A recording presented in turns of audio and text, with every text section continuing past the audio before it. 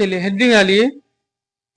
ठीक, शुरू करते हैं। यहाँ पर बताया जाता है मोलरता से संबंधित कुछ महत्वपूर्ण सूत्र। ठीक है, अब हम लोग मोलरता, ठीक है, और इसमें मोलरता और हमें वॉल्यूम के बारे में यानी कि आयतन के बारे में कुछ महत्वपूर्ण फार्मूलों को क्या करेंगे, पढ़ेंगे। ठीक है, जानेंगे। ठीक, तो चलिए लिखना शुरू किया। पहला फार्मूला, ठीक है, यदि विलयन, ठीक, यदि विलयन, तो यहां बताया जाता है, ठीक है, कि यदि विलयन की मोलरता, ठीक है, और आयतन दोनों, मतलब मोलरता दी गई हो, ठीक है, और आयतन दिया गया हो। मोलरता जो कि आपको पता है, मोलरता को एम से, मोलरिटी को कैपिटल एम से व्यक्त किया जाता है। ठीक है, और आयतन दिया गया है T1 यानी कि वॉल्यूम दिया गया है। ठीक, तो बताया जा रहा है कि अगर कोई मोलरता M1 और वॉल्यूम दी गई है B1, ठीक है, से M2 और B2 में परिवर्तित हो, उस वक्त M1 इक्वल टू क्या हो जाएगा, M2, और B1 इक्वल टू क्या हो जाएगा, B2। ठीक है, इससे हमें यह पता चलता है, ठीक है, कि जब कभी भी, ठीक, किसी की विलयन की मोलरता दी गई हो, ठीक है, किसी भी विलयन की मोलरता दी गई हो, ठीक है, तो उसके आयतन में, ठीक, अगर मोलरता M1 और विलयन में आयतन B1 के रूप में दिया गया है, ठीक है, तो उससे हम लोग M2 और B2 में परिवर्तित अगर करना है तो उसको परिवर्तित करने के लिए उसके बराबर हम उसको क्या कर सकते हैं, रख सकते हैं। जैसे यहाँ पर हो सकता है M1 इक्वल टू M2 और B1 इक्वल टू B2। ठीक है, तो यहां बताया जाता है मोलरता से संबंधित जो कुछ महत्वपूर्ण सूत्र है उसका दूसरा फार्मूला है। ठीक है, तो इसमें बताया जाता है कि यदि कोई संतुलित समीकरण हो, संतुलित समीकरण यानी कि बैलेंस रिएक्शन हो। ठीक है, अब बैलेंस रिएक्शन किस तरीके से, देखिए बैलेंस रिएक्शन दो तरीके से कार्य करता है। एक तो एलिमेंट का बैलेंस हो और दूसरा आयन का बैलेंस हो। ठीक है, एक एलिमेंट बैलेंस हो यानी कि जितना एलिमेंट इधर है इतना एलिमेंट इधर भी रहे और प्रोडक्ट भी बन जाए, उत्पाद भी बन जाए, और साथ ही साथ जो आयन का बैलेंस हो, ठीक है, तो जितना आयन इधर रहे उतने आयन उधर पे रहे। ठीक, क्योंकि रासायनिक अभिक्रिया तभी होगी जब आयनों का क्या होगा, आदान प्रदान होगा, वरना रासायनिक अभिक्रिया नहीं होगी। जैसे हम यहाँ पे एक बैलेंस रिएक्शन आपको दिखा रहे हैं। जैसे देखा जाए अगर हम लोग, ठीक है, छोटा सा रिएक्शन कि यहाँ दिया गया है H+Cl। ठीक, ये रिएक्शन आपका बड़ा भी हो सकता है। ठीक है, ये रिएक्शन, लेकिन यहाँ समझने के लिए हम बता रहे हैं आपको। तो जैसे दिया गया है H+Cl, तो यहाँ बनेगा क्या, HCl। ठीक, अब H पे अगर देखा जाए तो हाइड्रोजन कितना है, एक, और इसका एटॉमिक नंबर भी एक ही होता है। ठीक है, और Cl यानी भी ये भी एक है, लेकिन एटॉमिक नंबर से कितना होता है, 17 होता है। ठीक है, तो अगर देखा जाए तो एक हाइड्रोजन है और एक ही Cl है, यहाँ पर भी एक हाइड्रोजन है और एक ही Cl है, तो यहाँ पर भी दो प्रोडक्ट हो गए, यहाँ पर भी दो प्रोडक्ट हो गए। लेकिन अगर एटॉमिक नंबर देखा जाए तो यहाँ पे 17 18 हो जाएगा, और यहाँ पर भी 1+17 कितना हो जाएगा, 18। तो अभी इस तरीके से हम इसको कह सकते हैं ये आयन से भी बैलेंस कर रहा है, क्योंकि इसके पास +1 चार्ज है, इसके पास -1 चार्ज है।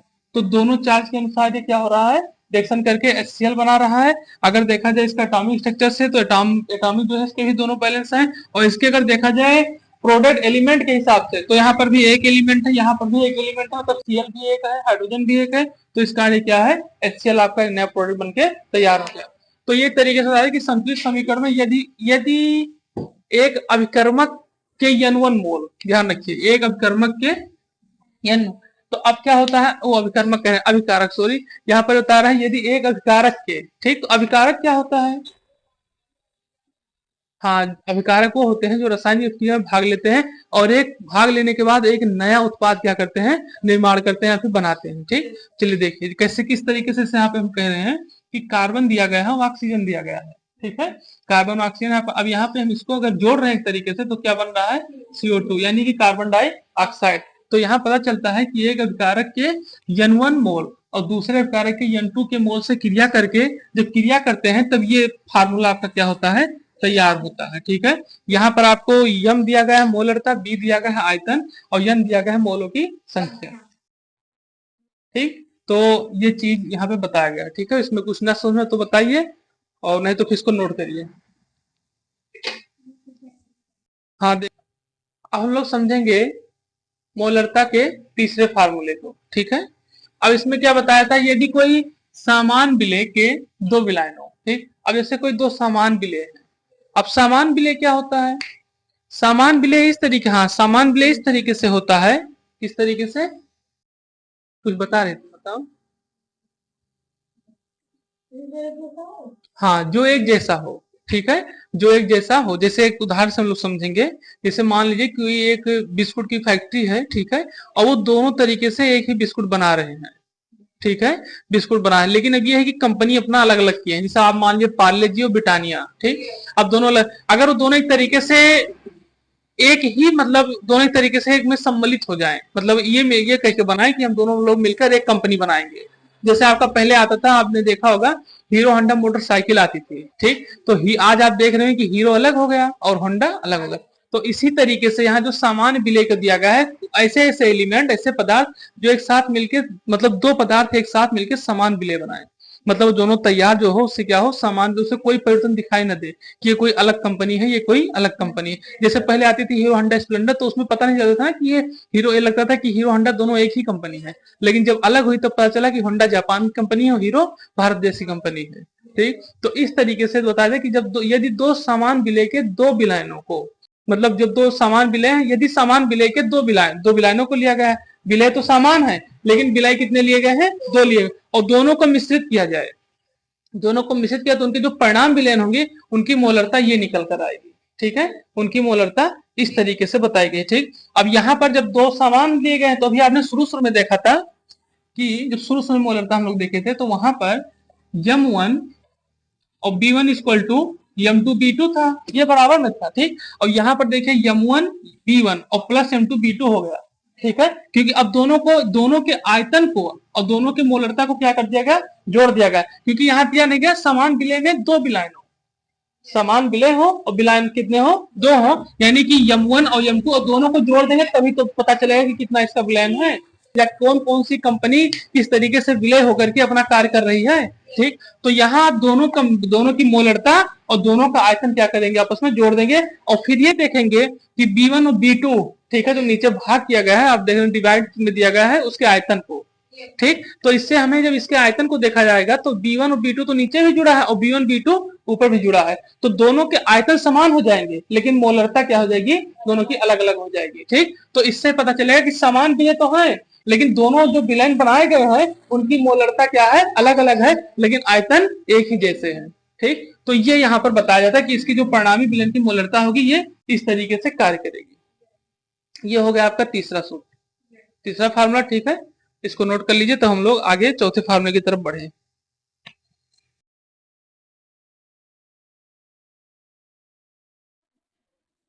एक ही फार्मूला और बचा है बस।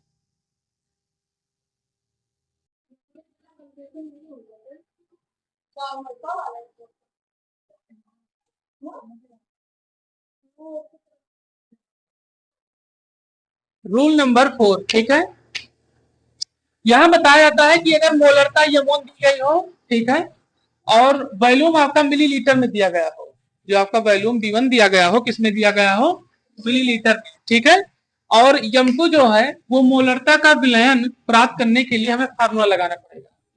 तो इस फार्मूले के लिए हमें यहाँ बताया गया कि आपको जब m1 दिया गया मोलरता और विलयन m2 ये जो आयतन है वो दिया गया है b1, ठीक है, और फिर तो हमें अब यहाँ पे क्या नहीं मिल रहा है, हमें नहीं मिल रहा है यहाँ पर b2 नहीं मिल रहा है, तो b2 निकालने के लिए हमें अगर b1 दिया गया तो b2 में से b1 को क्या करना पड़ेगा, माइनस, तभी तो निकल। जैसे मान लीजिए हम कहें आपसे कि 10 रुपए ली है, ठीक है, और 3 खर्च करिए तो कितना बचा, 7, कहां से पता चला, 10 में से आप 3 माइनस तो किए होंगे, तो उसी तरीके से यहाँ पर b2 माइनस क्या हो जाएगा, b1, तो यहाँ ये आपका फार्मूला बन के आएगा, ठीक। अब यहाँ देखिए m1 दिया है और m2 दिया है, दोनों की मोलरता दी गई है, ठीक, तो m2 माइनस m1 अपान m2 इंटू b1, तभी हमारा b2 निकल कर आएगा। तो ये आपका फार्मूला होगा, और इसमें ध्यान रखिएगा प्राप्त करने के लिए हमें जल का आयतन प्रयुक्त करना पड़ेगा। अभी हम लोग आगे सवाल क्वेश्चन लगाएंगे जिसमें हम लोग जल के आयतन को निकालेंगे कि जल का आयतन कैसे होता है, कैसे निकलता है, फार्मूले पे ही निकालेंगे, ठीक है। जैसे यहाँ पर दिया गया है H2O, ठीक है। तो इसी का हम लोग निकालेंगे कि इसमें कितना आयतन ऑक्सीजन का होता है और कितना आयतन हाइड्रोजन का होता है। अभी आगे फार्मूले पर निकालेंगे, ठीक है। तो यहाँ पर आपको बताया गया कि ये फार्मूला तो निकला है, लेकिन उसमें आपको जल का आयतन प्राप्त करना पड़ेगा। किसका आयतन? जल का आयतन। तो सबसे पहली चीज आयतन कहाँ पे होगा? B1 और B2 पर, और यहाँ पर B1 पर। तो इस तरीके से जल का ही आयतन प्रयोग होगा, कहीं कहीं और किसी जिस तरीके का सवाल दिया जाएगा उसी तरीके से उसका जो आयतन होगा क्या होगा, बदलता भी रहेगा, ठीक। तो यहाँ बताया जा रहा है जो हमें निकालना होगा B2 को, तो B1 माइनस B2 या फिर B2 माइनस B1 के रूप में इसको करेंगे, और यहाँ पर मोललता रखेंगे, और यहाँ पर दूसरे पहले आयतन को रखा जाएगा। B2 कहाँ दिया है? B1 आपको दिया जाएगा, अभी आपको बताया नहीं कि यहाँ पे B2 माइनस B1 होगा, ठीक। जैसे ऐसे समझिए कि हमने आपसे बताया कि आपके पास 10 रुपए थे, ठीक है, और उसमें से 3 खर्च हो गए, तो कितना बचा? 7 तो बचा। तो हम 10 में से 3 को माइनस किए, नहीं माइनस किए, तभी तो 7 आया।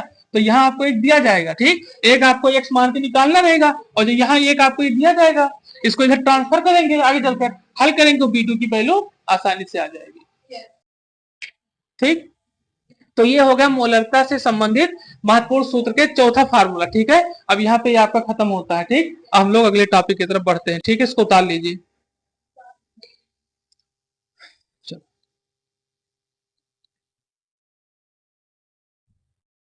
अब ये लेक्चर आपका समाप्त होता है, ठीक है। अब हम लोग मिलेंगे अगले लेक्चर में।